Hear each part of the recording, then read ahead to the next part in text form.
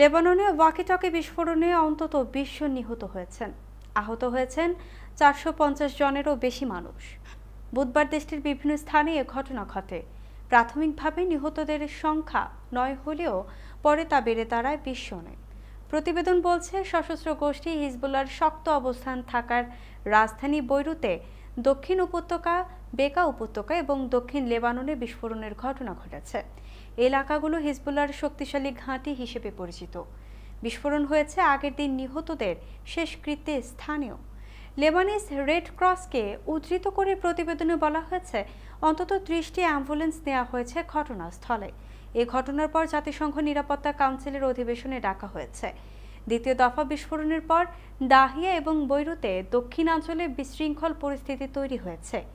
এ পরিস্থিতিতে ওই এলাকাগুলোর বাসিন্দাদের মোবাইল ফোন সহ যোগাযোগের যন্ত্র থেকে দূরে থাকতে বলা হয়েছে। এর আগে মঙ্গলবার হিজবুল্লাহ যোদ্ধাদের কাছে থাকা যোগাযোগ যন্ত্র পেজার বিস্ফোরণে লেবাননে অন্তত ১২ জন নিহত হন। এতে আহত হন ২৮০০ জনের মতো। আহতদের মধ্যে হিজবুল্লাহর সদস্য, মেডিকেল কর্মী এবং ইরানের রাষ্ট্রদূত রয়েছেন। এই বিস্ফোরণ হয়েছে লেবানন জুড়ে, বিশেষত দক্ষিণ লেবাননের হিজবুল্লাহ ঘাঁটিগুলোতে।